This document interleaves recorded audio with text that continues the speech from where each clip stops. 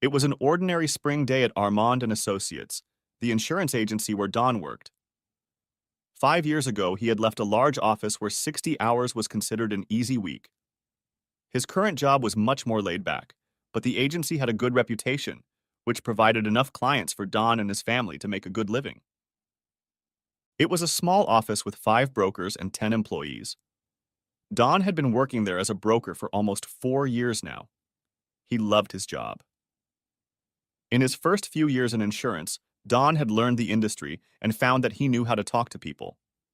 He especially liked the fact that he didn't have to use high-pressure sales tactics. People needed car and home insurance, and as long as his company provided decent rates, the coverage sold itself. In fact, it was the customer relationships that kept Don coming back. People liked Don's laid-back style. He spent a lot of time just keeping in touch with customers and making sure his company was meeting their needs. Although Don spent a lot of time on the phone, today's call was unusual. He received a call from a woman who called herself Terry and asked if they could meet. Don was more than happy to meet another potential client and asked if she could stop by the office. "I don't want to buy insurance, Mr. Primack, but I need to meet you. You don't know me, but I have information you should familiarize yourself with," she said. Don started to ask questions, but Terry was secretive. "This is a personal matter. It's not about business, and I'm not selling anything. Could you meet with me for a few minutes this afternoon?" Don thought it was strange and perhaps even dangerous to meet with someone like this, but the call was intriguing, and his curiosity was piqued. He spent a lot of time meeting and socializing with people, and over the years he'd made quite a few strange acquaintances. This Terry struck him as well-spoken and sincere. She was secretive, but he thought, "I'll have to go and find out what this is all about." The coffee shop was one of those neighborhood places, not a typical chain store. It was a place to sit and relax with a friend or two, mostly in comfortable cushioned chairs, but there were also a few tables and chairs for those who needed to work. In the late afternoon, the place was empty. 3 students sat at tables with books and papers spread around their laptops. They had their heads down in concentration, and none of them looked up when Don walked in. He stopped a few feet from the door and looked around the room for Terry. Terry had said she would be wearing a green shirt, and she was easily spotted sitting in the far corner in one of the upholstered chairs. Don walked over to her. "Hello, I'm Don Primack." He extended his hand and shook it lightly. "Hello, I'm Terry Dixon," she said with a slight smile on her face. "Would you like some coffee before we talk?" "No, thank you. I don't have much time," Don said, in case he needed to make a quick getaway. He hated slick sales tactics, but he knew how to set up and carry on a conversation. Setting the person he was talking to up for an easy getaway was a comfort to both parties in case he had to end the conversation quickly. "Have we met before, Miss Dixon?" They had already established that fact in the previous phone conversation, but Don was just trying to bring Terry up to speed on the conversation. "No, we haven't met," Terry replied, but didn't elaborate. Don could see she was nervous. Don sat down in the comfortable chair across from Terry. "Okay, I'm curious. What are we meeting about today? Your phone call was very cryptic. How can I help you?" Don didn't know Terry, but he could clearly see that she was uncomfortable. Her eyes searched Don's eyes for several seconds. She seemed to be trying to get to know him better without speaking. Don smiled, trying to soothe her discomfort. "I don't need anything, Mr. Primack, but I have some information you should familiarize yourself with. We don't know each other. I don't think we've ever met, but our spouses both work for Devon Construction." The conversation paused for a few seconds. Terry and Don looked at each other. Don didn't know where this conversation would lead, but he had an unsettling feeling. The look on Terry's face expressed deep concern or maybe fear, and that look made Don uneasy. For a moment, they just stared at each other, trying to feel more at ease in this slightly tense atmosphere. Terry started to speak, but paused as if searching for a word. Then her voice became more determined. "I'll get right to the point, Mr. Primack. I have some bad news for you. I brought you here today to show you evidence from a private investigative firm I recently hired." Terry was silent for a few seconds, giving Dawn time to swallow this little bit of information. Dawn's previous uneasy feeling suddenly turned to fear. It had been a curious conversation so far, but now his mind was suddenly clear. Now he concentrated, trying to anticipate where this conversation would lead. Each of the roads he foresaw led where he didn't want to go. He looked intently into Terry's eyes. It was as if he was trying to see her words before she said them. He couldn't see her words, but he could see her sadness. "What's the evidence?" asked Dawn. "Well, as I said, I know that your wife works for Davin Construction, and my husband is the vice president of marketing for that company. I'm sorry to break this news to you, but your wife and my husband are having an affair." Suddenly, the room seemed to shrink. Dawn's eyes could still see, but there was nothing around him. His brain seemed to be running at 1,000,000 miles an hour, yet fixated on a single thought. Was Brenda cheating? For a few moments, his eyes stared into the void. Whatever visual information was coming into his eyes was not registering in his brain. After a few seconds, Dawn's consciousness started working again. Finally, he raised his eyes to Terry. His eyes searched her gaze for understanding, but he still saw only sadness. Dawn wasn't sure he could hold a coherent conversation. He didn't know what to say next. When Terry had first read the private investigator's report, it had broken her heart. Now her heart was breaking again as she watched Dawn's sadness and confusion.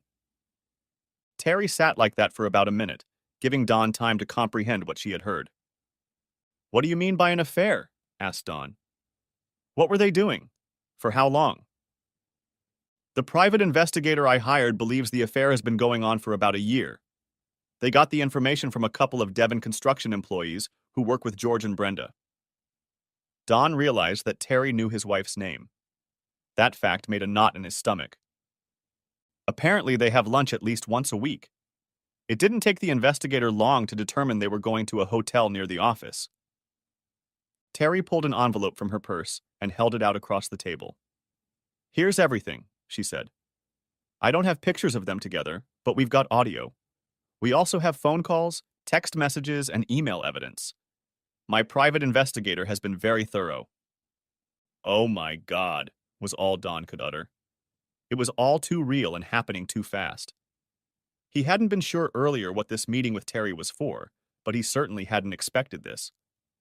He was silent for a moment and stared at the envelope. The name Howard Investigative Service was prominently displayed on it. He had an idea of what was inside, but couldn't bring himself to take it out. Terry noticed Dawn looking at the envelope. "It's all in there," Terry said quietly. Dawn didn't know what to say back. He didn't know what to do next, but from what Terry was saying, she had the evidence. Her demeanor was so serious and her sadness so obvious that Dawn realized what she was saying must be true. Dawn couldn't believe that his wife could cheat on him and that she had been cheating for some time. Finally, he spoke up. "A whole year or more? How could I not have noticed it? There must have been some signs," Dawn said aloud, but not really addressing Terry. "I know. I didn't suspect George either. We've always been such a close couple. I was as shocked as you were, Mr. Primack. I only assigned him to investigate because someone from Davin Construction sent me an anonymous letter. Please, you can call me Dawn. May I call you Terry? We seem to have something in common." "Okay, Dawn. I plan to meet with George tomorrow, but I wanted you to know first. I'm sure your wife will find out about their exposure right after I meet with George." Her statement shocked Dawn somewhat. "Tomorrow? Why tomorrow? Can you wait a day or two and give me time to gather my thoughts? I need to think this through. I don't know what to do next and I need time to think. Could you wait a day or two?" "Okay, sure, Dawn. I can wait a few days. After all, I've known or suspected for weeks, but I don't want to wait too long. The investigative people told me that the lovers are planning a trip together in a couple weeks, and I'll be damned if I'm going to let them take a trip like two lovebirds." "Oh, wow. That must be the conference Brenda's been talking about for the last month. When is it?"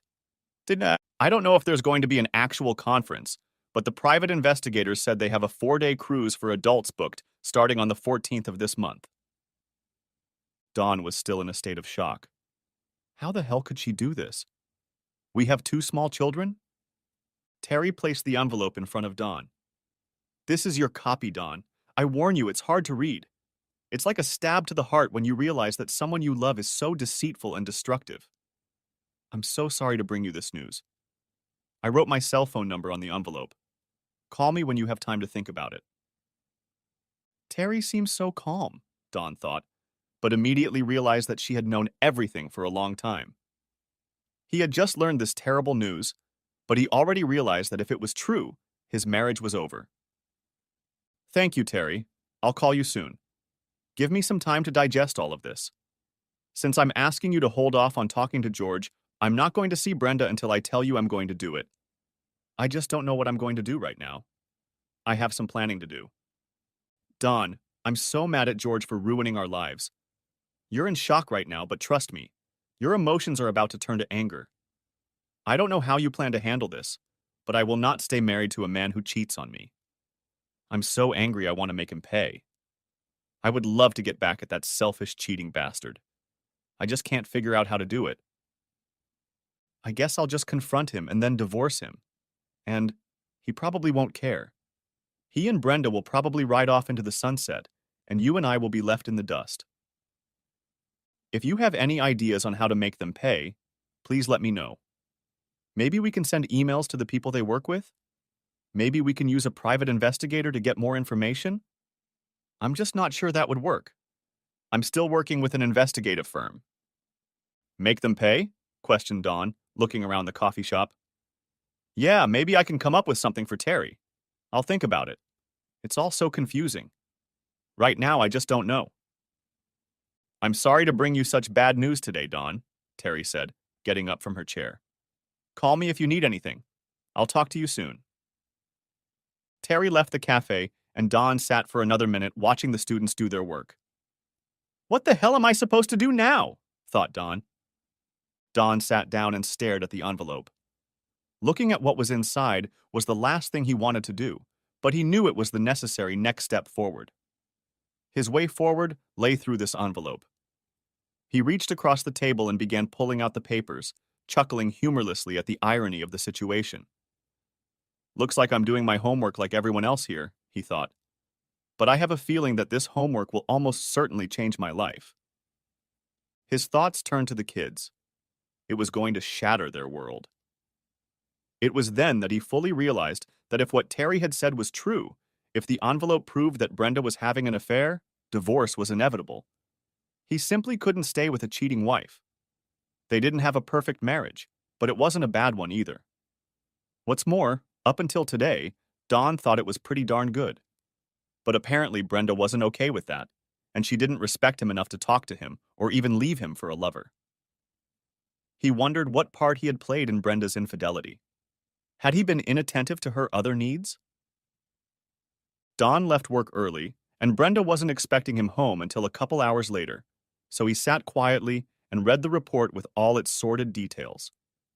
It took him almost 2 hours to go through everything.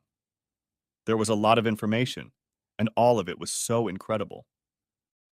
There was a thumb drive with recordings of conversations that had also been transcribed into documents, and several pictures of them holding hands together and kissing.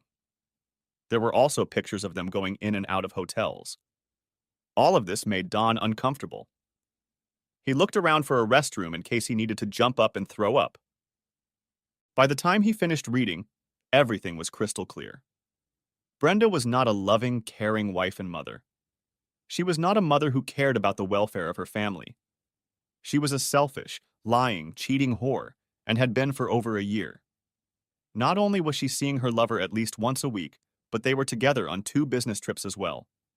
He felt like he knew her almost better than she knew herself, but in truth he had no idea what kind of person she was. 7 years ago, Dawn and Brenda had first met shortly after graduating from college. They both worked for a technology firm that provided inventory management services for large enterprises. Dawn began working on one of the many aspects of the company's services as an assistant product manager.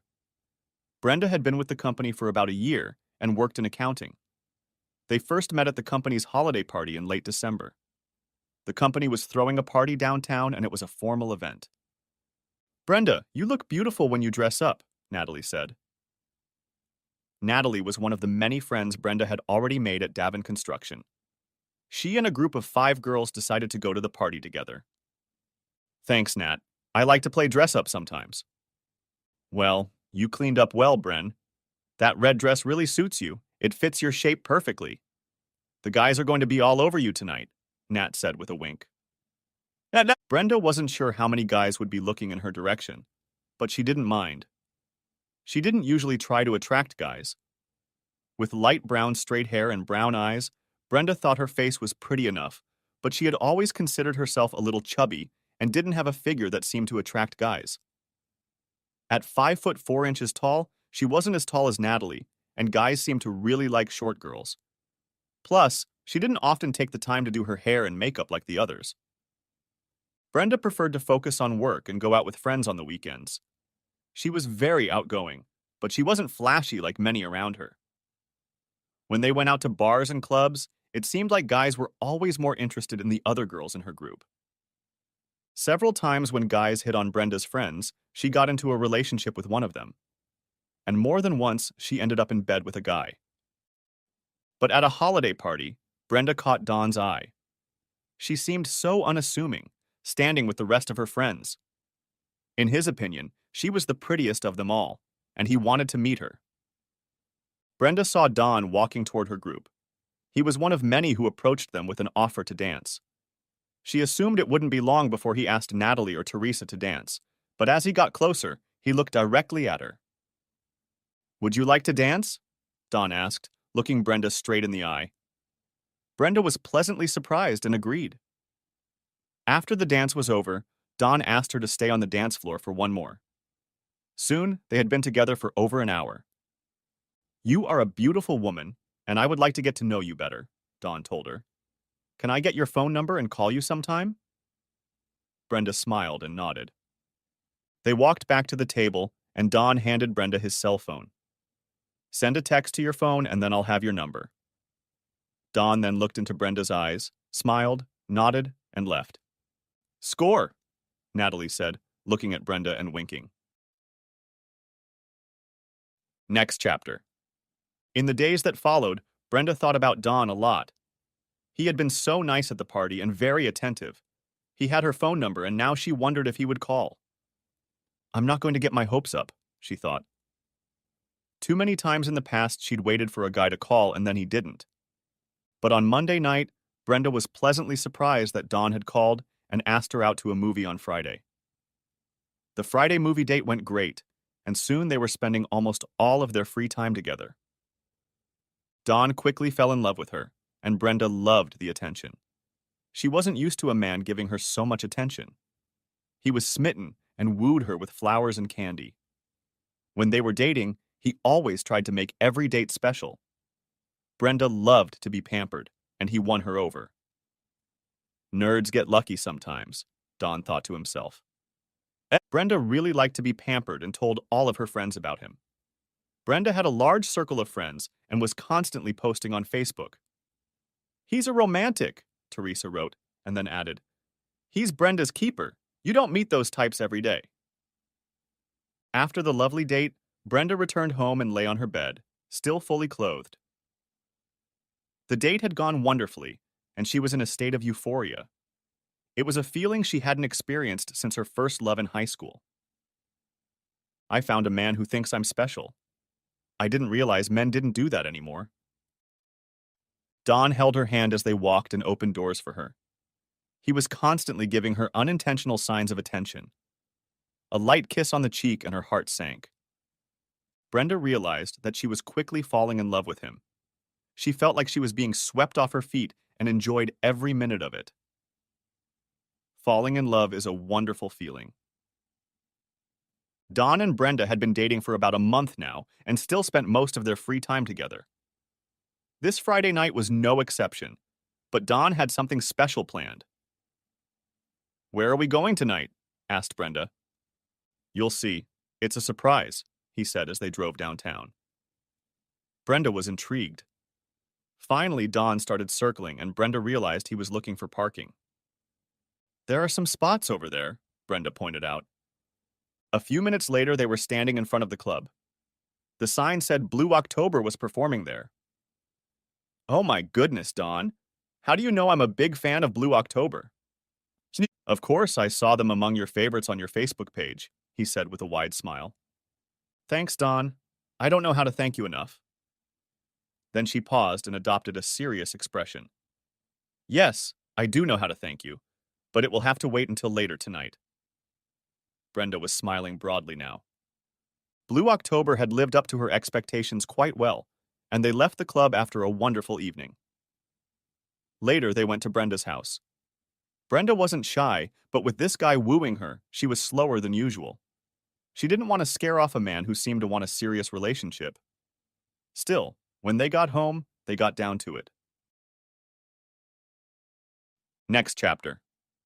They were married in a simple ceremony attended by a large group of their friends and family. In addition to her family, Brenda's entire social circle attended the ceremony. For the next few months, Brenda was so happy and loved her married life. She was constantly dragging Dawn to events and parties and posting lots of pictures of their adventures. Brenda loved keeping people up to date on all the little happenings in their lives. She seemed to be very proud of her boyfriend, and it made Dawn feel special. He wondered if anyone really cared about the details of their lives, but she always got a lot of positive feedback on her Facebook posts. Dawn loved that she was so proud of their relationship and their life. Present tense. Terry had just returned from a meeting with Dawn and was sitting in the living room of her and George's big house. Vaulted ceiling, large fireplace running along the back wall. Terry lit the gas logs and sat looking at the flames, thinking about their life. 4 large bedrooms, a family room, and an exercise room all seemed too much now that the kids were gone. She thought about talking to George about moving. She felt they needed a change in their lives and routines. But now, of course, change was coming. George and Terry had been married for 26 years and had 2 grown children and 2 young grandchildren. Terry and George's family had been close friends for many years in their youth, so they had known each other since elementary school. Shortly after George earned his MBA, he returned home to visit his family. He had worked hard for 6 years straight, and now he had a document to prove it. He was a young man and felt at the top of his game, ready to embrace all that the world had to offer. Now, George's parents were as proud of their young man as 2 birds and threw a graduation party for him. The festivities were held outdoors in a large backyard. They hired a caterer, and everything was set up. Terry was excited to go with her parents. She hadn't seen George in years, but she had always liked him when they were young. Terry had been too young for him then, but he was always teasing and flirting with her. She remembered him telling her that she would be beautiful when she grew up, and that was when she first blushed at the boy's compliment. Now she was only 19, and George was 26. When they had first entered the backyard, George had immediately realized who she was. Although he hardly recognized the girl herself, standing there with her parents, he realized it must be Terry. She had indeed grown up to be gorgeous. She was tall, blonde, and very graceful. As she stood there being greeted by George's parents, he could see her calmness. Looking at her, George thought she looked like that German girl on the beer bottle. He couldn't take his eyes off her and walked right up to his parents. George looked her right in the eye and said, "Wow, look at you, all grown up." He started asking her about what she had been doing while both parents were leaving. It was obvious that they had some catching up to do, and the parents sensed where the couple's attention was directed. After the initial conversation, they dispersed through the crowd talking to other friends, but kept coming back to each other. Each time, George prepared an initial question so that he would always have a reason to approach her. At the party, Terry was fascinated by George. She felt that he paid special attention to her throughout the evening. Even though they were just friends, she was proud of him. He had obviously worked hard getting his degrees, and from what he said, had landed a good job in the San Francisco area. Later, George saw Terry and her parents talking to his parents. They had already reached the gate and were saying goodbye when George approached them. He stood next to Terry and quietly thanked her for coming. "It was good to see you again," I would have enjoyed it if we had more time to socialize. Would you mind having dinner tomorrow night? Terry smiled and looked him straight in the eye. She wanted him to know that she appreciated his request. Sure, that would be great, George. Over the next 2 weeks, they went on several dates. George made it clear that he liked Terry, and although they kissed at the end of each evening, on the last night they lingered for 15 minutes in his car as he dropped her off. Terry, I'm leaving for San Francisco, but I'm not forgetting about you. If you're ready for a long-distance relationship, I'd like to keep seeing you somehow. I know we'll find a way to make it work. It worked out, and they dated via email for the next year before deciding to make their relationship permanent. They married in a big wedding 18 months later, and Terry moved out west to be with George. They had now been married for 26 years. In those early years, they were a team, raising the children, George working on a promotion at work, Terry taking care of the house. Things had changed in the last few years as the kids had moved away from home. They no longer had the same old family team spirit that they had in the early years. In addition, George had always had his sights set on a career, but had already realized that he probably wouldn't make it to the vice president position. These days, technical savvy was required, and he just didn't know how to work with complex technology. Sometimes it seemed like the young people were speaking Greek. George and Brenda had worked together since she started working at Davin Construction. George was vice president of marketing and was well established in the firm. Brenda worked in the finance group and as a vendor manager. Marketing would sometimes run promotions with vendors, and this regularly brought Brenda and George together at various meetings. Brenda was always talkative and smiling, and George found pleasure in flirting with her. He didn't actually flirt with the women in the office. He wasn't sure how many women would flirt back, but Brenda was a special case. They seemed to really get along well with each other. They'd had lunch together a few times over the past couple months, mostly with co-workers, but a couple times the two of them had lunch together. Lately, he had started complimenting her on her clothes and hair. Brenda was trying to dress more nicely and was even wearing a little makeup. Brenda could feel George's increased attention and knew he was attracted to her. She enjoyed feeling attractive to a man, especially one as handsome as George. At times, she caught herself thinking about him and even wondered if he was good in bed. It wouldn't hurt a girl to dream, she thought. One Wednesday at the daily morning briefing, George approached her. Brenda, Greg tells me you've been talking to Ace Construction about a partnership. I'm meeting with them on Friday about a project and would like to know more about your connections. Brenda smiled. I'm busy tomorrow morning, but I can find time to meet with you in the afternoon. Would 4 p.m. work for you? I'm sorry, Brenda, but I have a meeting in the afternoon. George saw an opportunity to bond with Brenda and said, Could you have dinner tomorrow night? We could have a nice dinner and discuss the partnership with Ace. I promise to take you to a nice place. George smiled broadly. Brenda knew George had more than just the project on his mind. At the thought of going to dinner with him, she blushed slightly. She smiled and decided to tease him. George, I'm a married woman. I can't go out with you. He realized she was teasing.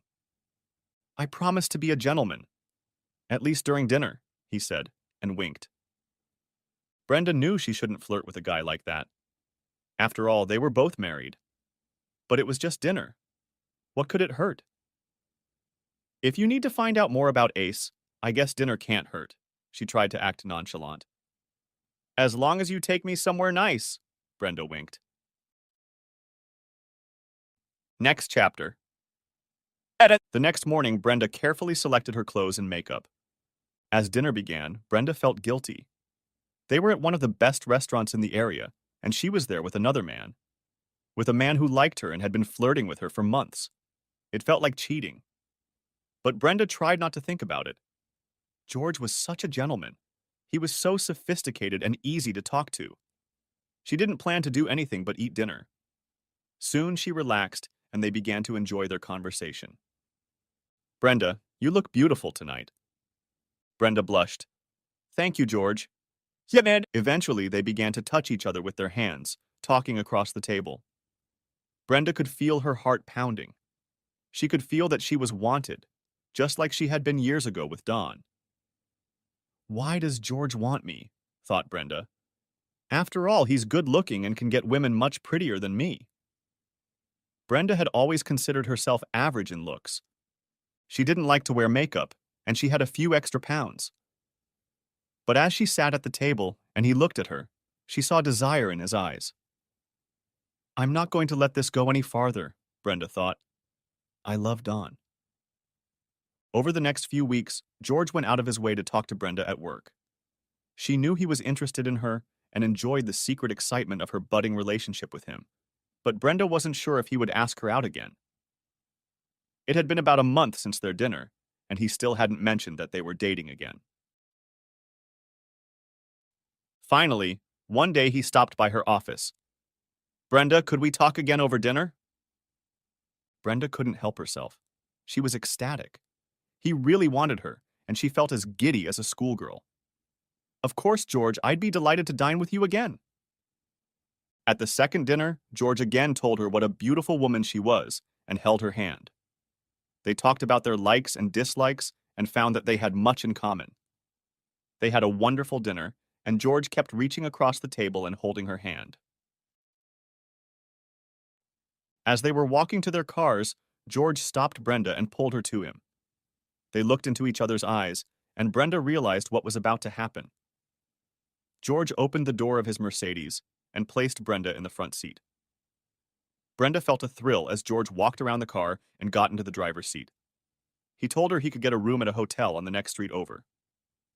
Take me to that hotel, she sighed. Next chapter.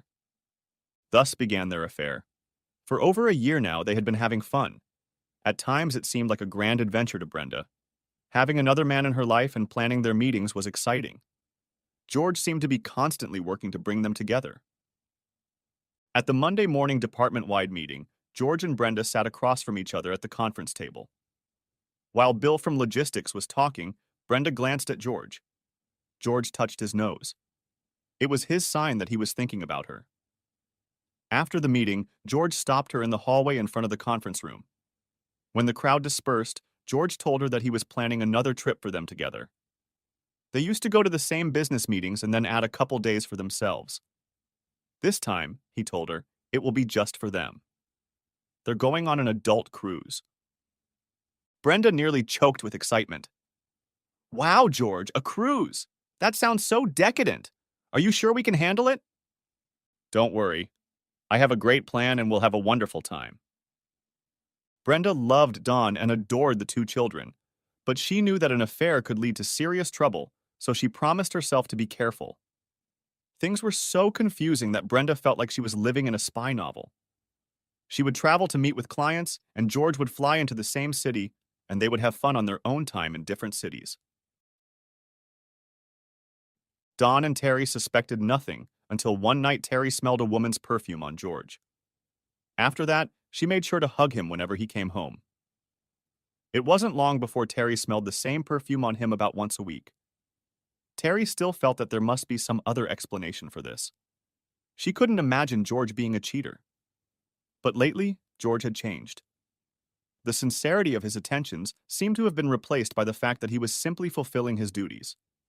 He loved to travel, but they hadn't flown anywhere in over 10 months. It was a record for them without traveling. And then she got that little note. Just a few words, apparently from George's coworker, but it had Brenda's name attached to the perfume. Her suspicions were confirmed, and Terry decided to hire detectives. It didn't take them long to find out almost everything about the affair. George had finished his preparations. He and Brenda were going to go on a small cruise. The cruise was for adults only. They were to attend a conference, but George made sure that the company's plans were canceled at the last minute. Then he and Brenda could sneak off on the cruise. Next chapter. Terry, how are you? It was Dawn calling her from work 2 days after their meeting at the cafe. I'm fine, as you'd expect. How about you? I'm mad as hell. I can't believe what those two are doing. I won't stand for it. I've decided I'm going to divorce Brenda.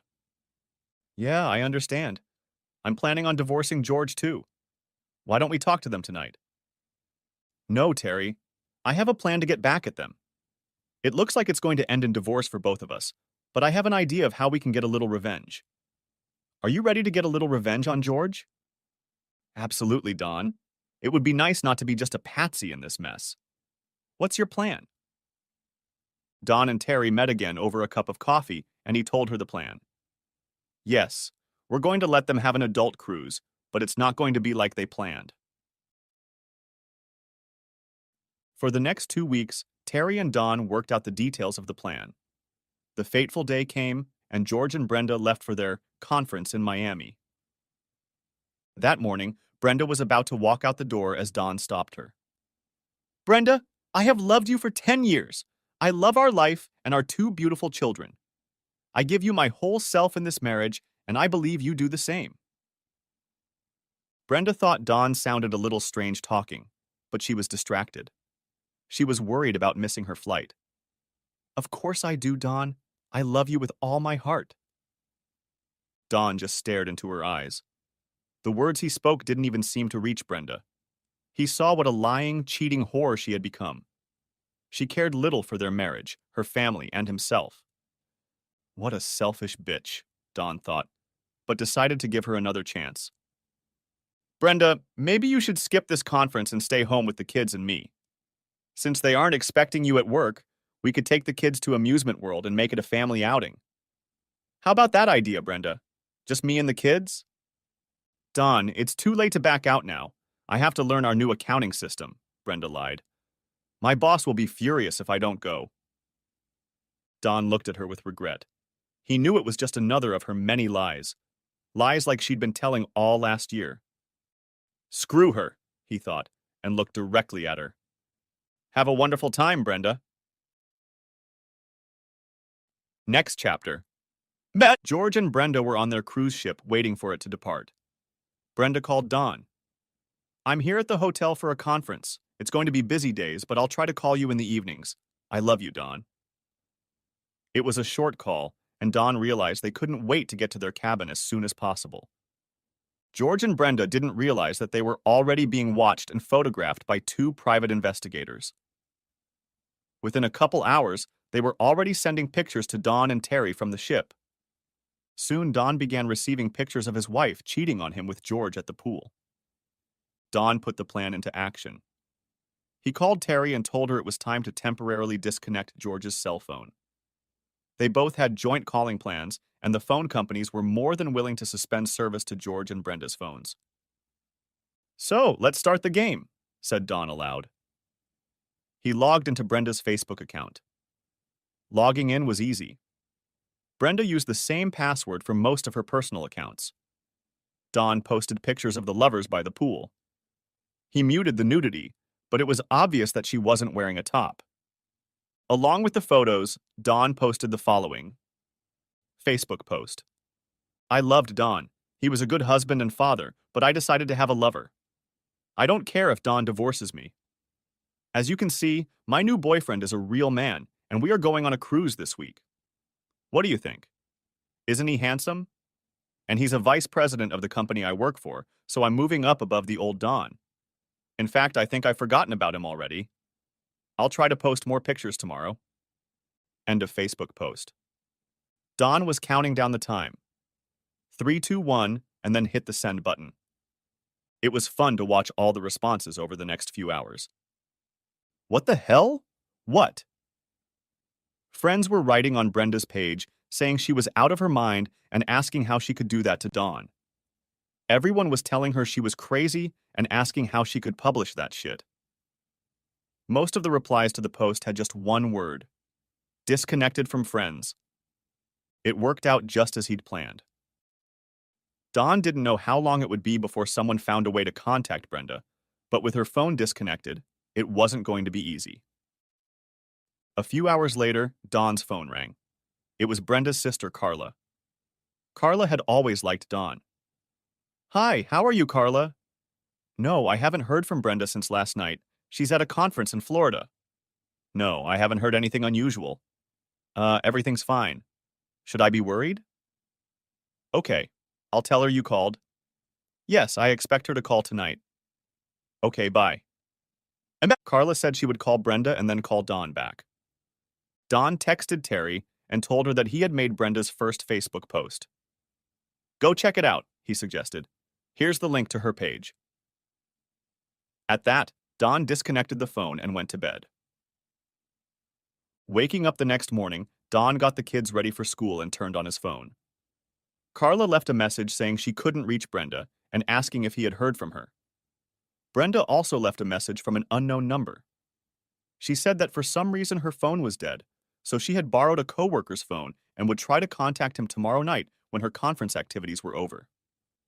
Dawn knew that Brenda, at least at this point, didn't know what was going on at home. Later in the afternoon, he received a message from the PI team that George and Brenda had left the ship and were now on the beach. Shortly after that message, pictures appeared. Dawn smiled, knowing that he would now have more ammunition for the evening message.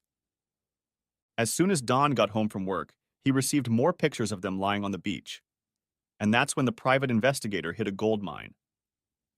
Apparently, George and Brenda had rented a separate small cabin tent on the beach. It wasn't exactly secluded, and the private investigator could easily use his Zoom camera. They got a 5-minute video. Dawn created a cloud storage account. It could be shared with people by sending them a simple link. He also gave the private investigators the ability to send messages to that account, and they sent the video and all the photos there.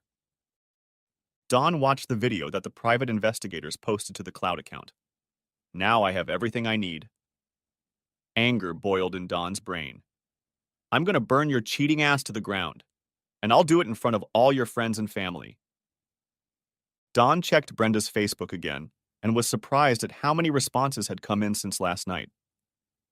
There had been a few nasty responses from Brenda's friends earlier, but now it seemed everyone was piling on. Wait until they see the next posts, Dawn thought to himself. Dawn posted a few more pictures and then wrote like he was Brenda again. Facebook post. Why is everyone so mad? George, my new lover, is a nice guy and very rich.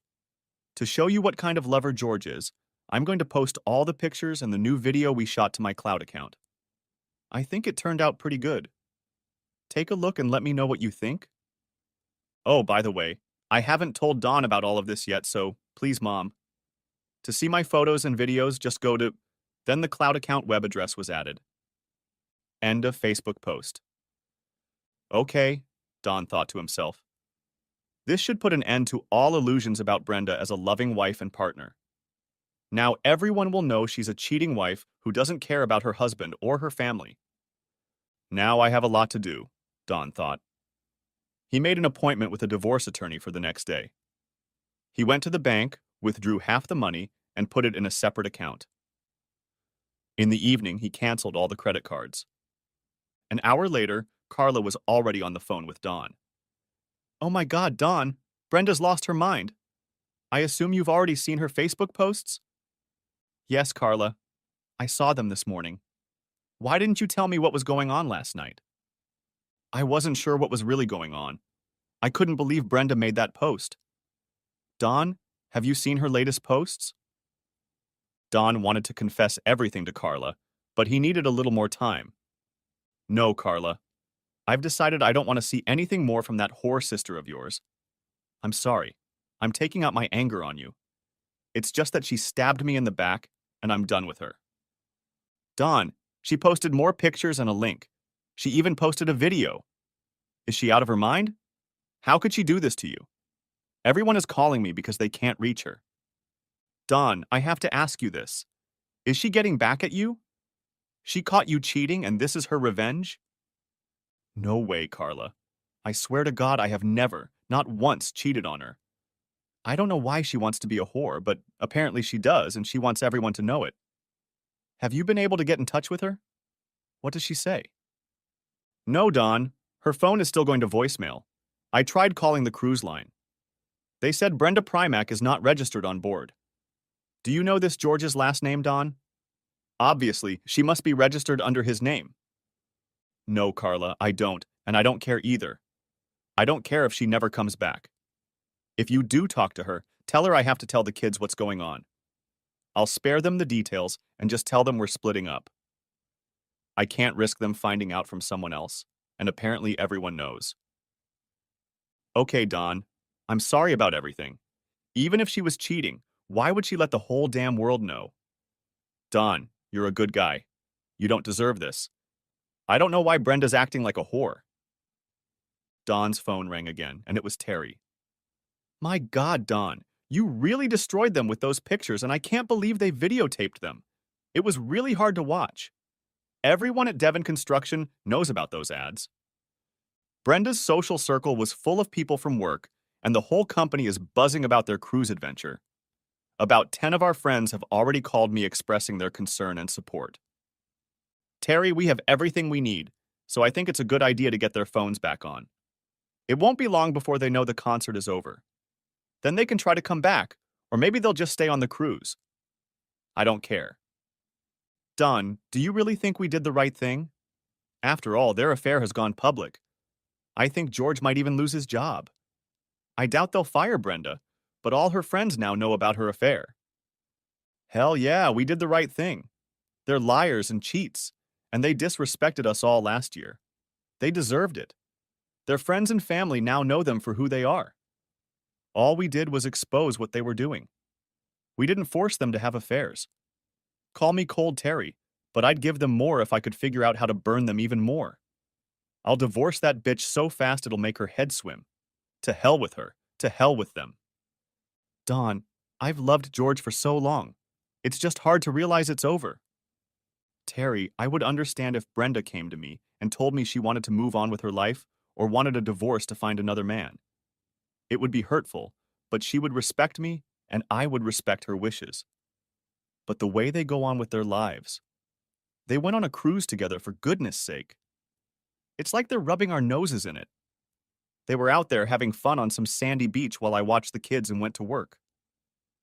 Terry, you're a wonderful woman. You raised your children and now you spoil your grandchildren. What did George do to you? He pushed you aside when he thought he could get some young woman. With your looks, you could have had all the men you wanted, but did he? Terry, let me ask you this. Did you ever cheat on George during your marriage? No, Don, I didn't. Well then, here goes. I'm sure you've received a lot of courtship in your time. I'm sure many men flirted with you, hoping it would lead to something, but it didn't. You committed yourself to marriage and now you got stabbed in the back for it. My advice to you is to get a good lawyer and do the paperwork. I'm meeting with my lawyers tomorrow. I've already started the divorce, Don. I've already talked to them and they're preparing the preliminary papers. Good for you, Terry. I know you're right, Don. It's just hard to believe my life will be so different now.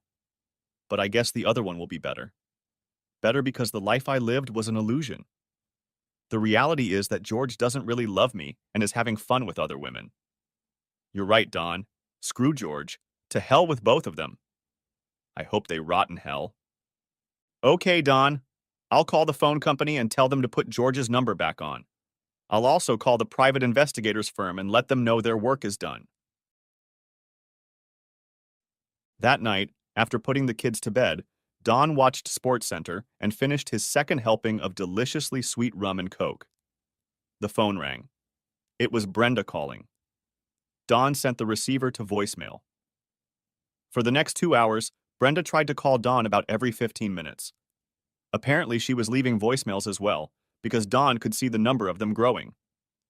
She knows it's a done deal, he thought, and disconnected the phone. Don went to bed, but he couldn't sleep. He knew the next week was going to be a busy one.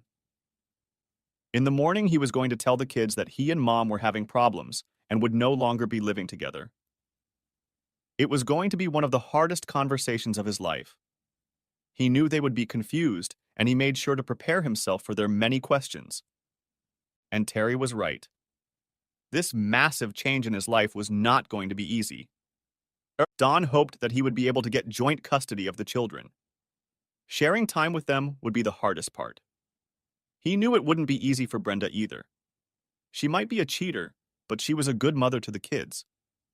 And as angry as he was at Brenda, he still felt love for her. She was smart and witty.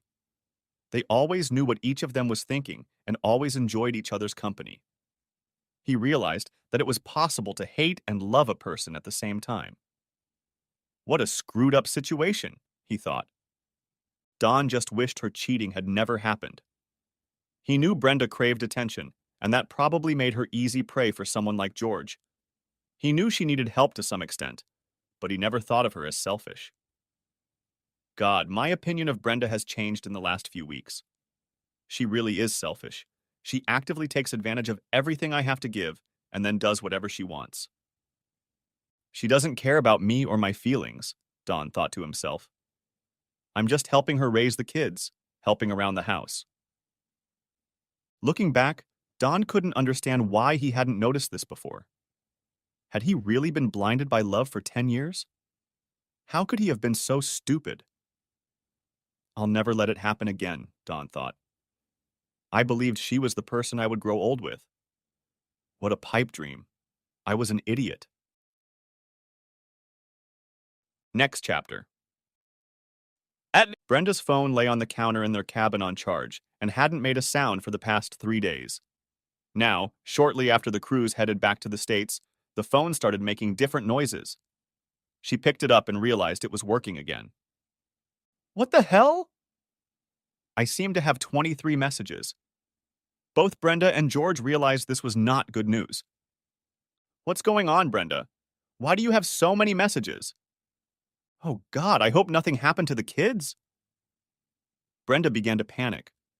She saw that many of the messages were from her sister, but none from Dawn. Not knowing how to feel about it, she pressed a button and the phone dialed Carla's number. What the hell is going on over there? Were the first words Brenda heard. Carla hadn't finished speaking yet. How the hell could you post that shit on your Facebook page? Are you out of your mind? Brenda was totally confused. Why was Carla so angry? What is this crap on my Facebook page? That garbage about you being on a cruise with your lover George. How could you do that to Dawn? What about your kids? Brenda was stunned. She felt her legs growing weak. Staggering, she stepped back and sat down on the small couch in their room. She couldn't speak, and George could see the reaction on her face. Brenda tried, but nothing came out of her mouth. Brenda! Brenda! Are you still here? What the hell is going on? Carla, how do you know about George and the cruise? Brenda still couldn't understand what Carla had said. You posted that shit on your Facebook page, posted those pictures and that video. How could you do that? I mean, hell, you can hate Dawn, but what about Mom and Dad? They're not doing well for themselves. I can't believe you did that shit, Brenda. Carla, I have no idea what you're talking about. I haven't posted anything on my Facebook page in days. And I guess you're not on a cruise either. Having fun with some guy named George, are you? Oh my God, how do you know that, Carla? Because it's all over your Facebook page. You and George are on a cruise and there's a link to pictures. There's even a video of the two of you, Brenda. The phone fell out of Brenda's hands and hit the floor. She only looked at it. George looked at her in confusion. What the hell is going on, Brenda? Brenda couldn't speak. She just looked down at the phone. She couldn't pick it up. It was like molten rock. She could hear Carla keep talking. Finally, she picked up the phone and brought it to her ear again. You need to get that page down quickly and get your ass back here. Carla, we're heading back now, but we won't be in Miami until tomorrow morning. My flight won't get me home until tomorrow night. Well, take that shit off, and you better think about what you're going to tell everyone. How could you do that shit, Brenda? Brenda was stunned and still unable to comprehend what she was hearing. Okay, let me get on Facebook and try to figure it out. Call me when you do, and you better call Dawn, but I don't know what you're going to say. Bye. Brenda hung up. Next chapter. Brenda deleted the Facebook page, but didn't know how to delete the cloud account. What she saw on it was crazy. Who took those pictures? How did this crap get into her account? Someone had obviously hacked into it, but how would the hacker know about her and George and the cruise? And where did the damn pictures come from?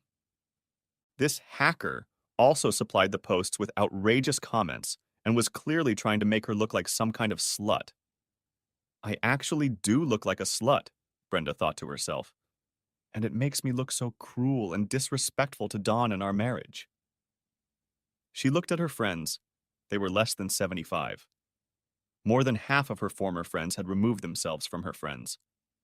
My God, everyone thinks I'm some kind of cruel, evil person, and now they all hate me. Brenda decided that the 75 remaining friends just hadn't logged into her Facebook account yet. My life is ruined. What about Don and the kids? Don should know. Why hasn't he left a single message? He must hate me for what I did. How am I supposed to fix this now? And everyone at Davin Construction must know that I'm having an affair with George, the VP of marketing.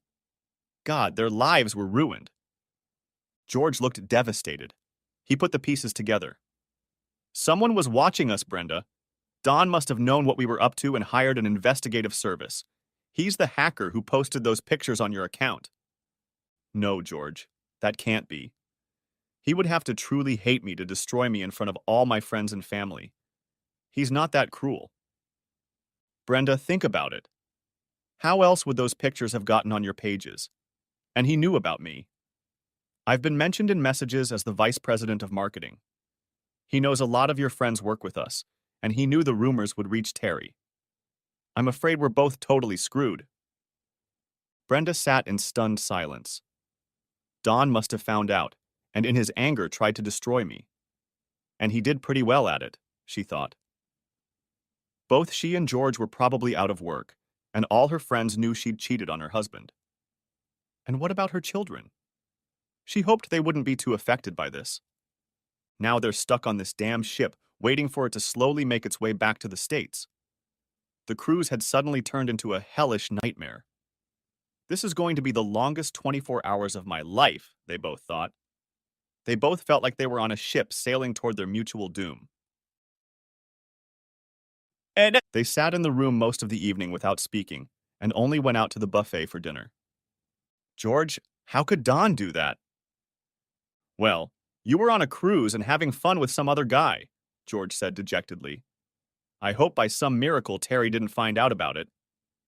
Screw you, George. What about my marriage? A lot of my buddy friends work at Devon Construction. The whole company has to know, and Terry too. Do you think we'll lose our jobs? I don't know, Brenda. I don't even want to think about it right now. Just thinking about what Brenda had said made George numb. He just sat there with a blank expression on his face and remained silent. They both knew what awaited them upon their return. Their lives were rolling into the abyss, and all they had to do was sit still as the boat slowly made its way back to Miami. George, I don't want to, but I just have to call Don. I have to tell him this whole thing was a mistake and find out if he posted this crap. That evening, Brenda repeatedly tried to call Don, but he didn't answer. The next morning she tried calling again, but thought he was avoiding her. She was surprised when he answered on the second call. Hi, Brenda. How's your conference going? Don, you know very well I'm not at the conference. I know you've seen my Facebook page. In fact, you're the one who posted that shit, aren't you? How the hell could you do that? Brenda was so angry she gritted her teeth. Click! Don hung up. Brenda tried to call him back, but he didn't answer. She kept calling, and about 15 minutes later he answered again. Listen, Brenda, I don't care how that shit got on your page. I want to talk about the fact that you left me and the kids at home while you went on some cruise and partied with your boyfriend on the beach. Brenda didn't know what to say to that. She knew that if she brought up the post again, he would hang up on her. Her anger subsided as she considered her next words. Don, I'm so sorry. I don't know what I was thinking. I don't love him, and I don't want us to break up. I need to... Brenda, I don't care what you need. I need to understand how you could do this to your family. Why do you think this behavior is acceptable? Don could hear her crying. Brenda, I don't need to hear you cry. I need you to explain why you did what you did. Brenda could only sob. Oh my God, Don. Oh my God. Her words were hard to make out, but he was able to make out something like she had to find a way to make things right. Brenda, just get your ass home and we'll work it out. Don knew he was lying. He knew the only way out was divorce, but for some reason he was trying to make it a little easier for her. Okay, Don. I'm really sorry. I really do love you. I know we can find a way to make things right. Bye, Brenda. I'll see you soon. Dawn hung up the phone. George Terry's call didn't go any better. She knew everything. She was the one who had hired the private investigators and was in on the Facebook plan. He knew it could cost him his job, but he couldn't be mad at Terry. He knew how much he had hurt her, and he only wanted to try to make amends and keep his family together. I don't have the words to tell you how sorry I am, Terry. I messed up, and I'm going to spend the rest of my days trying to make it up to you. It didn't dawn on George that Terry was already on the path to divorce. I love you, Terry. I'll find a way to make it up to you somehow. Terry abruptly hung up the phone. George thought it was merciful of her not to prolong the conversation. They could talk things over when he got home, he thought. 24 hours later, George and Brenda were passing through the last security checkpoint and heading for baggage claim. Standing off to the side of the exit were many nicely dressed drivers holding small signs with people's names on them. George and Brenda were not paying attention to them when two men, also dressed in nice suits, emerged from the crowd. George looked at them questioningly, knowing he hadn't ordered a limo to take them home. Are you George Carlson? One of the men asked. The other looked at Brenda. And you're Brenda Primack? Both nodded, still somewhat confused. Both men simultaneously reached into the leather cases they were carrying, pulled out large envelopes, and held them out to George and Brenda. You have been served, they said in unison. Part 2. Brenda's story. Oh my God, what a bloody nightmare. I'm stuck on a ship and the world is collapsing around me. I was on the balcony of my room, standing at the railing and looking out at the ocean. I could see that we were moving. I could see the cruise ship splitting the water, but it still felt like we were standing still. It's going to take forever for that damn ship to get back to Miami. It's still hard to believe that Don not only found out about my cheating, but he posted it to everyone online. I've always loved Facebook and my social connections, but Don used them against me to get back at me for cheating on him. He made me look like a total slut who doesn't care about my husband and family. I know it was wrong to cheat on him, but it was just, I don't know, just an adventure. I still loved Don and I still loved my kids. George and I were followed by private investigators who took secret photos and even videotaped us in the most compromising situations. And that message Don wrote on Facebook made it look like I wrote it myself. It made me look like a heartless bitch. How could I have been so stupid? What was I thinking? How could I believe Don wouldn't find out? First, George seduces me, and we start sleeping together. Then we go on business trips together, and finally this stupid cruise. I looked at the water again. Same water, same wave. And it still felt like the boat wasn't moving. Now I was stuck in this room with the last person on Earth I wanted to see. George. I knew this nightmare was just beginning. I knew it would erupt in full force when I got home, but I wanted to be there so badly. This slow drive back was killing me. Although it was hard to think logically, I knew I had to use this time wisely to start thinking about what I would tell Don and how I could save my marriage. God, Don must be pissed. He posted that shit on Facebook and now the whole world knows about it. That bastard should have just met me. He obviously knew what was going on. He should have kept me from taking that stupid trip. Instead, he hired a private investigator to follow me around and take pictures. He just wanted to show me he was in control and get revenge for what I was doing. Damn, I wanted to kill him so badly, but my thoughts kept coming back to the reality of what I had done. My stupid behavior wasn't Don's fault. Finding out I was having an affair must have really upset him terribly. Now I needed to go home and deal with the consequences. I needed to delete that crap from Facebook and then make sure Don knew it was all a big mistake. I need to convince him that it will never happen again. I know it will take a long time to repair the damage, but I will endure because I love Don and I want to keep our family intact. But this nightmare was even more than just the damage to my marriage. Everyone knows. Family, friends, everyone. What am I going to tell them? There's not much I can do to explain my actions, but I want them to know I didn't post that shit. So here I am, stuck on this cruise ship. My life is like a slow motion disaster. The cruise ship finally crawled back to Miami. We grabbed our luggage and headed to the airport.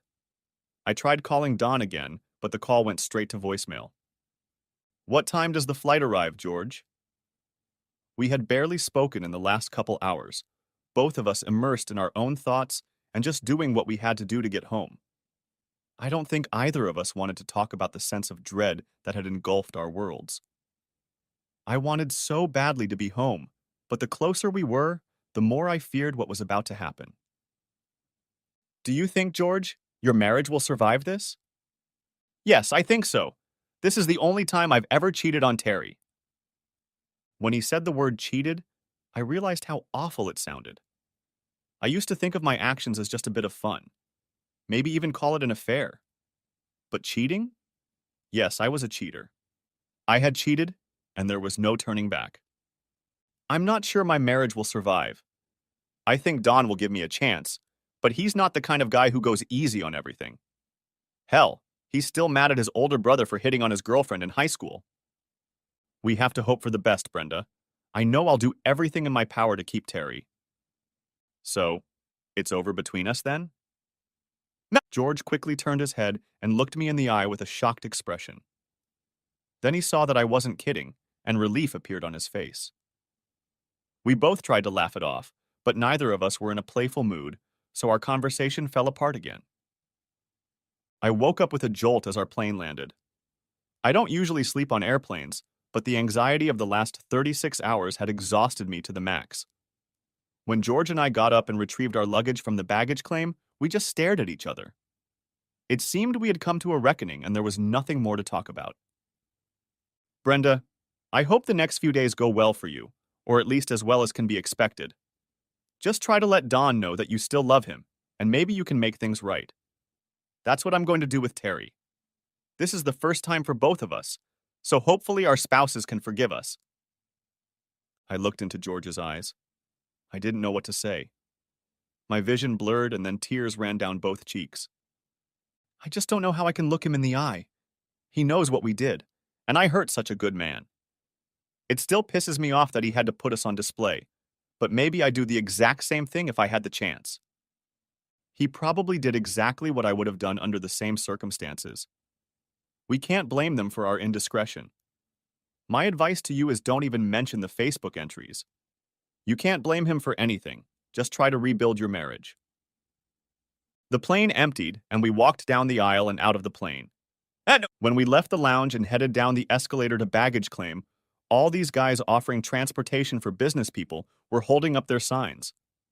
Neither George nor I paid any attention to them. We both had cars in the airport parking lots. Then we heard a couple of men calling our names. I was confused. Had Don really sent someone after me? As the men approached us, they confirmed our identities and then handed each of us an envelope. You have been served, they said almost simultaneously. I looked at them with a blank expression. I didn't understand what they were trying to say. As the men began to leave, George looked at me. There was a deep sadness in his eyes. He wasn't confused. He knew exactly what was going on. They're divorcing us, Brenda. These are the divorce papers. I felt my legs grow weak. It was as if my knees had turned to jelly and could no longer support my body. I just fell to the floor. I was all numb and felt tears streaming down my face. I sobbed loudly. Everyone around me looked at me with concern. After a moment, I looked up, but George was no longer there. I looked down the hallway and saw him slowly walking away. 45 minutes later, I picked up my car and drove confidently to my house. I texted Don to let him know I was on my way. I'm sure he needed to prepare as much as I did. Earlier, George had advised me to repair the marriage, but now it looked like Don was headed for divorce. But that didn't mean there wasn't still a chance. I was going to give everything I had, hoping it wasn't too late. I barely remembered the drive home. My mind was spinning, but there was no way I could come up with a coherent strategy. All I knew was that I needed to go back and talk to Dawn. All that damn waiting on the way back, and then I was finally on the street where I lived. It was early evening, but the sun hadn't set yet. Dawn always parked the car in the garage, so I couldn't tell if anyone was home. Doomsday was about to begin for me, and I felt a wave of nausea roll through my stomach. Maybe he'd changed the locks and wouldn't let me in. I didn't know what was in store for me, but I finally made it home. As I approached the door, I paused for a second and listened. There were no sounds coming from inside. I grabbed the handle and turned it. It was locked. Was I right? Had he changed the locks and wasn't going to let me in? I put the key in the door, and he turned the lock easily. I pushed the door open and immediately realized no one was home. The house was dark in the evening light. No Dawn, no kids running to greet me. I dragged my luggage inside and turned on the hallway light. Hello? Is anyone home? My voice sounded loud in the quiet house. Damn, they're not here, I muttered to myself. I left my luggage by the door and started walking around the house. Nothing was out of place, but the silence kept me on my toes. At least Dawn hadn't packed up and left me yet. I walked up the stairs, heading towards our bedroom. When I reached the kids' bedroom, I turned around and looked inside. The beds were unmade and toys were scattered all over the room. I had put my selfish desires before my family, and now I could lose it all. Seeing the kids' bedroom, toys scattered across the floor, Chelsea's pink blankets, and Trevor's Transformers sheet made me feel unreal. Could I really lose this reality? My family? Would I really not be welcome here anymore? I felt my legs fail me again, and I grabbed onto the doorframe to support myself. Sobs overwhelmed me again. I don't know how long I stood there crying, but I finally realized that I needed to check to see if Dawn had packed up and left. Maybe he took the kids to his parents' house and then packed up his stuff and left. I walked down the hallway and into our bedroom. Looking around, I realized that nothing had been touched. Dawn hadn't taken any of his clothes. I felt a glimmer of hope that maybe this was a positive sign. Finally, I walked down the stairs and into the kitchen. I'd eaten almost nothing for the past 2 days and decided that eating would help me clear my thoughts. On the table was a folded note from Dawn. Okay, here it was. At least I'd know what was going on. The note was short and to the point. Dawn was informing me that he and the kids were at his parents' house.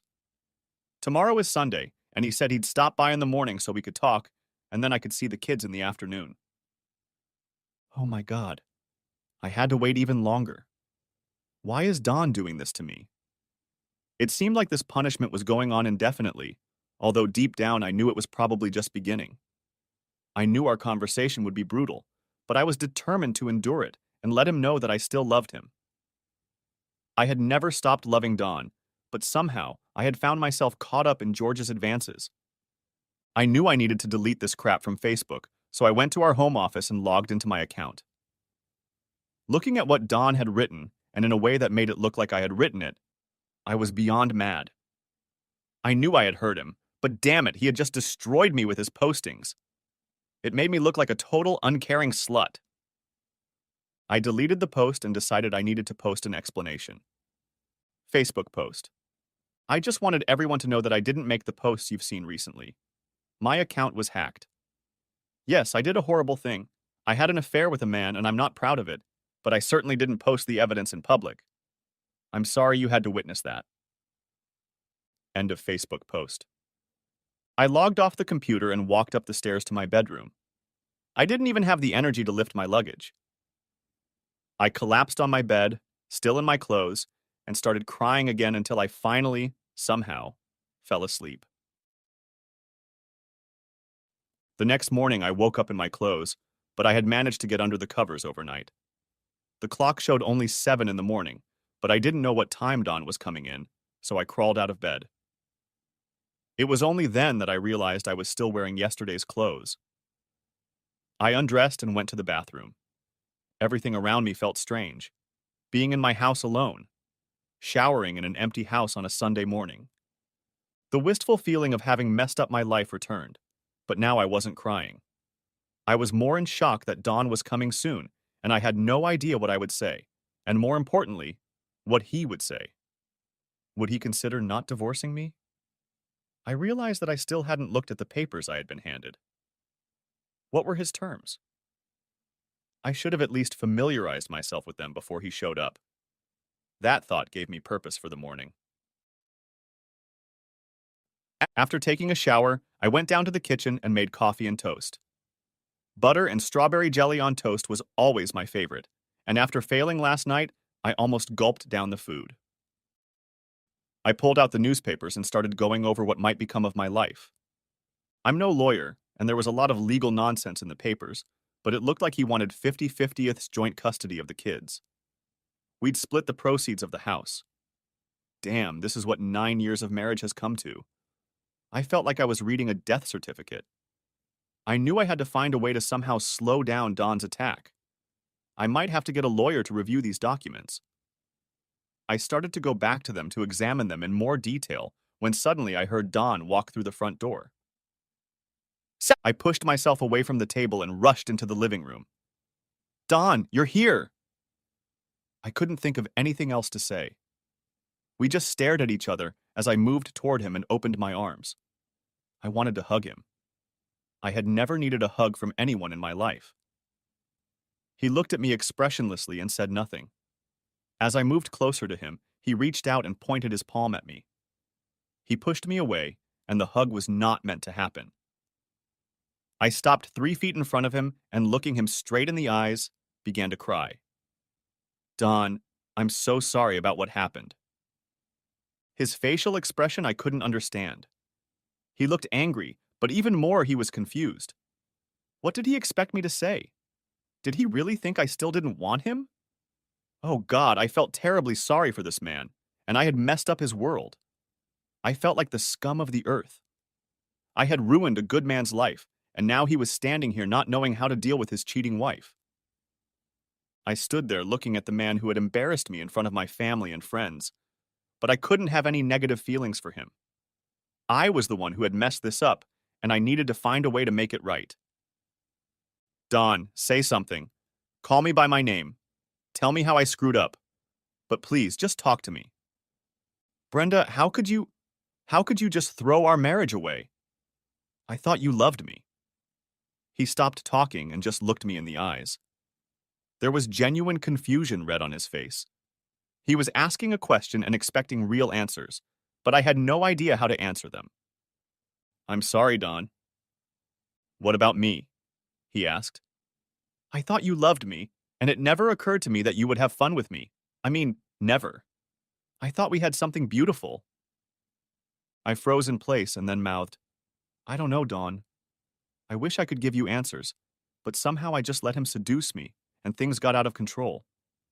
I didn't feel like I needed anyone else, but when George started flirting with me, I got hooked on the feeling. I let it go too far. Yes, Brenda, that's the understatement of the year. You ruined our marriage. I mean, what the hell? I just stared at him. I could feel the tears rolling down my cheeks. What could I say? So he continued. What about the kids? Don't you care what happens to them? They're going to grow up in 2 different families now. Oh my God, Dawn. Please, you have to change your mind. Please don't divorce me. I never had feelings for George. It was just, well, just my stupidity. I don't want a divorce. I love you and I promise with all my heart to find a way to make it up to you. Could you please postpone the divorce and give me a chance to prove to you that I love you and will never do anything like this again? Please, if you can't do it for me, do it for the kids. Screw you, Brenda. Now you're trying to take it out on me. If I don't take you back, I'll ruin our family. Am I going to be responsible for putting the kids in a broken home? No, Brenda. There's no going back. You need to pack your things and go. I'll bring the kids back this afternoon. You can stay with them tonight and sleep on the couch tonight. Tomorrow, after I leave for work, you have to pack everything you need and leave before I get home. No, please, Dawn. Don't make me leave. Tears streamed down my face and the moisture in my mouth felt like it had turned to glue. I sobbed, and my voice was hoarse. I'm so sorry, Dawn. Please give us another chance. I looked down, and my eyes were full of tears. When I looked up, he was already standing at the door, and then he was gone. I fell back onto the couch and just sobbed. About an hour later, Don came back with the kids. They were happy to see me and threw themselves into my arms. I hugged them and looked at Don with sad eyes. He just looked at me with a blank expression and walked past us to our home office. I tried not to cry, but the kids could see that I was upset. I just hugged them like I didn't want to let them go, and then I realized it must have upset them. I had to pull myself together for the kids. I made them dinner and we cuddled on the couch and watched TV. Then, around 9, I put them to bed. I didn't see Don all evening until 10 p.m. when he came out of our office and went up to bed. I heard the alarm go off on my phone, and it wasn't until a minute later that I realized I was lying on the couch. To my surprise, I slept like a log and felt rested. After getting the kids ready for school, I made them porridge and brewed coffee. They ate happily and I headed for our bedroom. As I suspected, Don wasn't there. He'd set our 2 large suitcases on the bed. Damn considerate of him. I dropped the kids off at school and headed back to the house.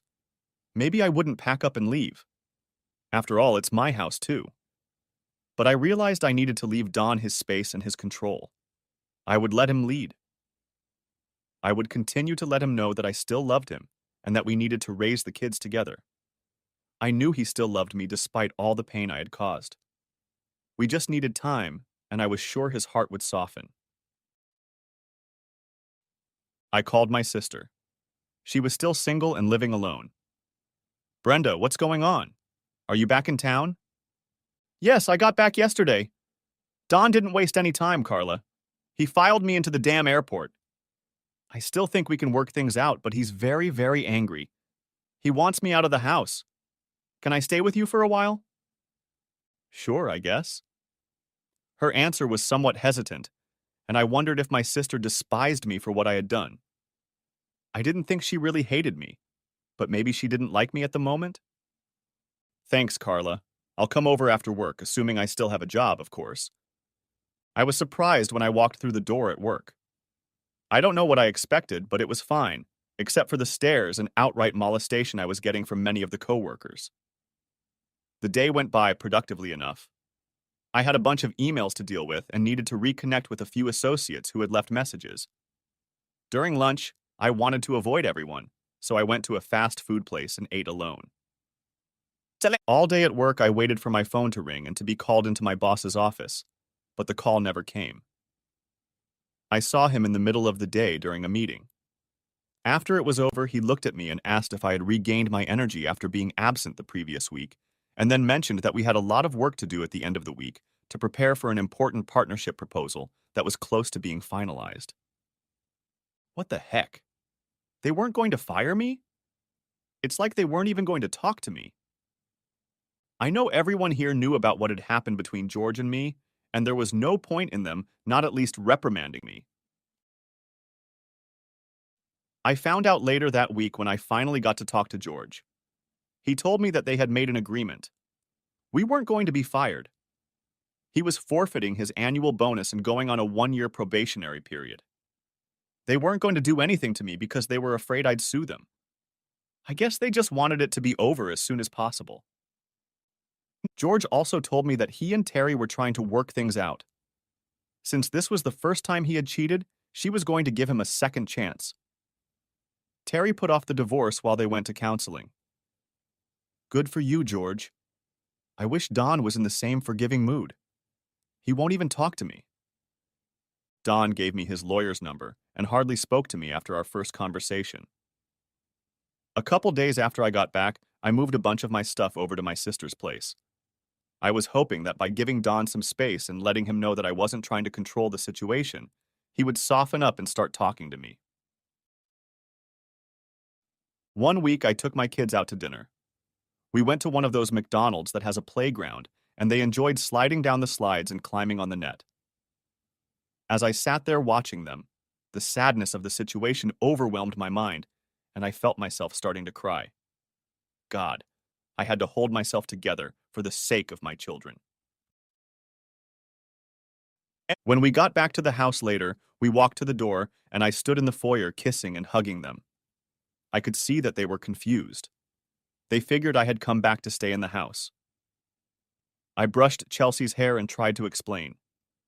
Your dad and I had a fight, and I'm staying at Aunt Carla's for a few days.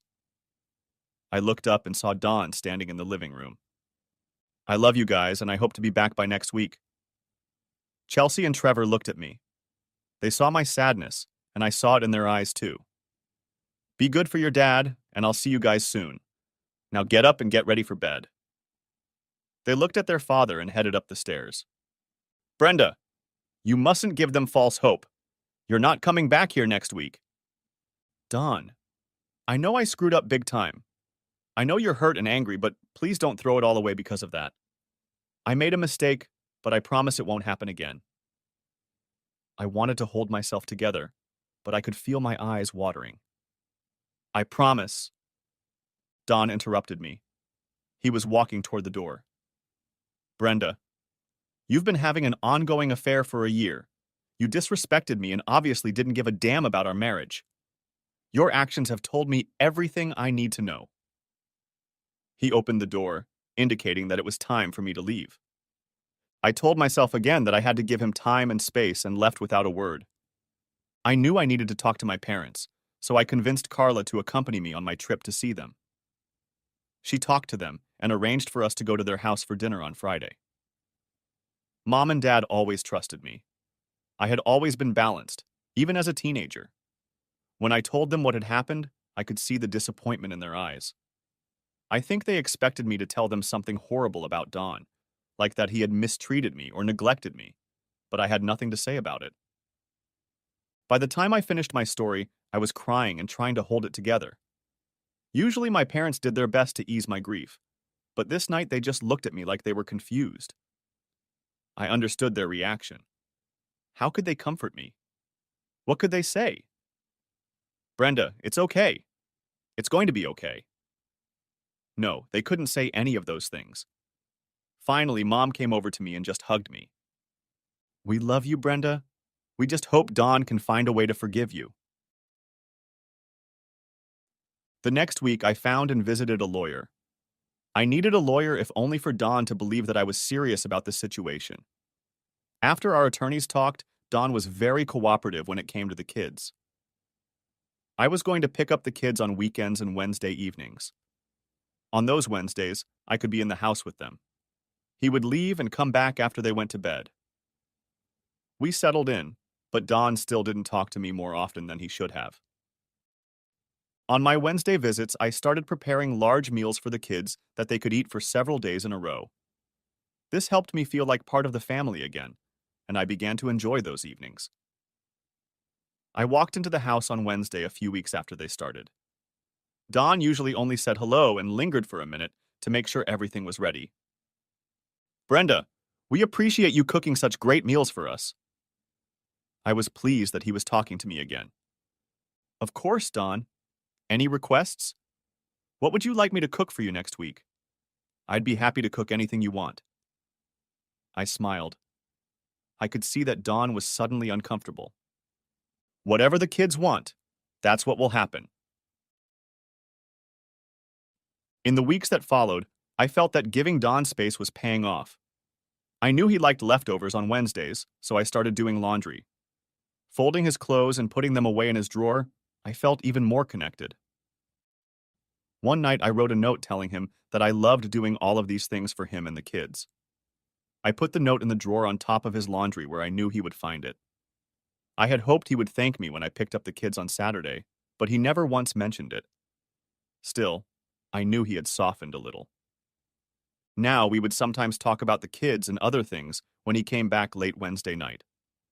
I could feel our conversations becoming less tense. It went on like this for several months. I told my attorney to take his time with the divorce, but also not to show that we were stalling. The waiting period was 90 days, and I planned for this nightmare to end long before then. Don seemed to be in no hurry to get a divorce, and I was going to use that to my advantage. After about a month, I decided to try to take it to the next step. The following Wednesday, I put on more revealing clothes and put on makeup. As Don was leaving in the evening, I told him that I wanted to talk when he got back and that I had a surprise for him. I smiled as I looked into his eyes. I could see that he didn't know how to interpret my statement, but as I hoped, he didn't question me. I just wanted to plant a seed and make him wonder what I was up to. When Don came home that evening, he looked worried. "What did you want to talk to Brenda about?" "Oh, I didn't so much want to talk as I wanted to give you something." I smiled broadly and looked him in the eye. Don's gaze traveled down my body, and I realized he was wondering if I was going to give myself to him. Actually, I had planned to, but I wasn't going to yet. "Alright, Don, you didn't think I'd forget your birthday, did you?" I pulled out a small box and held it out to him. "Brenda, you didn't have to do that." "Don, you're still my husband, at least for now. Please accept this gift." I looked into his eyes. He responded and smiled. Taking the gift, he opened it and revealed a beautiful Omega Seamaster watch. I knew he liked to wear quality watches, and this one was his style. I stood next to him while he opened the watch. I wanted him to smell my perfume. He put it on and looked at me, smiling. I realized he was at the End Zone, a local sports bar, and I could smell the alcohol in his breath. This was my chance. "There's something else I want to give you, Don." He didn't bother to ask what it was, just looked me in the eyes. "Don, I've missed you so much these past months. I've missed our time together." I stepped closer. Don just stood there. There was a flicker of indecision in Don's eyes. "Don, please don't think about this too much. I'm not asking to move back in. I just want us to be together today, on your birthday. Please take me upstairs. I know you need this, and so do I." He took my hand and pulled me up the stairs. After all the activities and fun, he said, "Brenda, I'm sorry, but I just can't do this. We can't be together again. I just don't know how I can trust you again. You'll cheat on me again. I just know you will." He threw on his clothes. Suddenly, fear was in my voice. I felt tears come to my eyes. "Stop, Don. I'll never do that again." "Oh God, stop, Don." I jumped up and tried to wrap my arms around him. I didn't know why he was putting his clothes on, but after putting them on, he rushed down the stairs and out of the house. I ran after him and found myself in the living room as he was closing the front door. I went to the window and saw that he was already in the driveway and backing out. I fell to my knees. I just sat there and sobbed. How could this night end so horribly? After a few minutes, I rushed into the bedroom and grabbed my phone. "Please, Don, please just answer it." Thank God he answered. "Don, what's wrong? Where are you? Please come back." "Brenda, just stay in the house tonight. I'll be back later.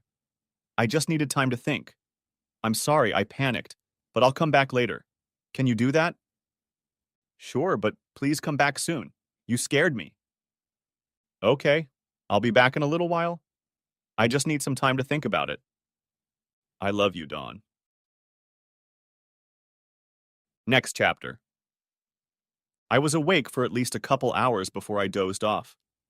I slept in our bed and hoped Dawn would wake me up by crawling back in, but that didn't happen.